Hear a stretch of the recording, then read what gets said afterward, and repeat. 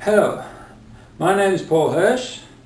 I've been looking at some of the toys and teaching materials that get given to children to get them started on music, and what I see is basically this: keyboards.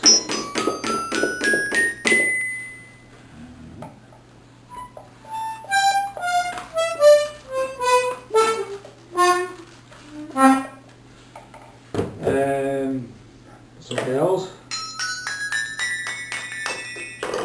And the black and white map is used, you would normally have bells placed on it, and it's used in some Montessori schools. And I think they're getting it wrong. I think they're confusing the map with the territory. The map, the way a trained musician thinks of notes, is not the territory, the tune that a kid might hear in his head. These toys aim to get children familiar with the names of notes and with the layout of the piano, instead of sensitizing them to intervals, which is what music is comprised of. Don't believe me?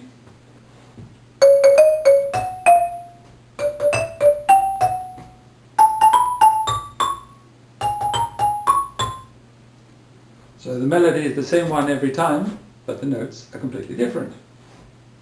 In fact, what makes any melody or any tune distinguishable from another melody or tune is not the notes, but this sequence of intervals and rhythms that make it up. These toys also give undue prominence to the major scale, which may not be what kids want to hear. Does Rihanna sing in a major scale? And what's with these black notes? Are they bad or something? Don't forget, you're dealing with a child's mind. Most humans only give something 3 tries before they give up. So the ones that eventually grow up to be musicians are either those that succeeded within the first 3 goes, or else they're the very persistent exceptions to the rule. So the first thing is to get your teaching points in the right order and then deliver them one at a time. Yet on a piano so many things can go wrong. When a child wants to bang out Twinkle Twinkle Little Star, if she starts on a B instead of the C, and then goes up the 4 notes, 1, 2, 3, 4, she doesn't get the 5th she wants, she gets a horrid sounding tritone.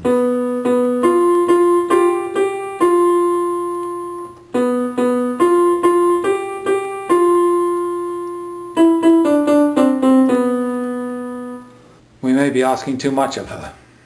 Playing a tune is the musical equivalent of drawing a picture of something. In both cases, you're trying to imitate or represent something that already exists. But kids learn to scrawl or scribble long before they're aware of the adult imperative to be depicting something. And likewise, I think kids could use something to bang on, to scrawl and scribble in sound, before they try to tackle anything like a tune.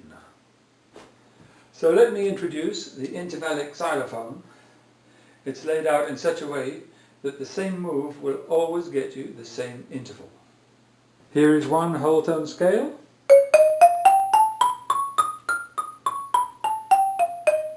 And here is another.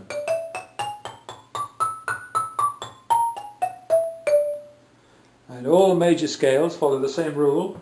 You play 3 in one row, followed by 4 in the other.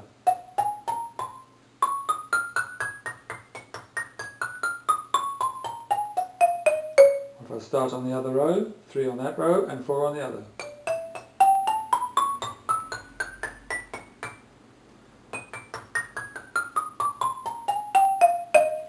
And if we follow the same sequence of instructions starting from any note, the same melody will always result. You can always be sure that going up to the next key will get you a note 1 tone higher. So you can play.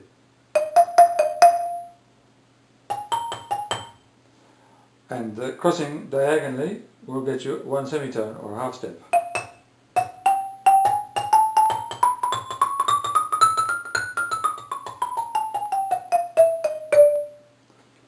Of course, this thing doesn't have to be brown.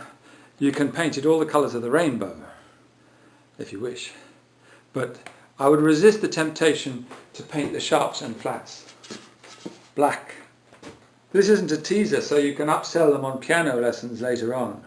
It's about developing the musical cognition of the growing brain, with less traps to make them fail when they're looking for the note they hear in their head.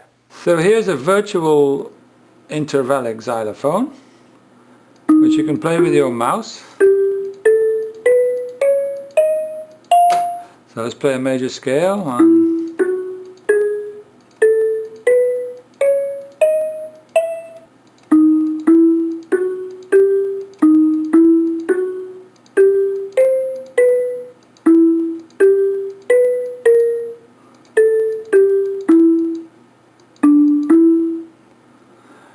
I'll put the link below and have fun with it.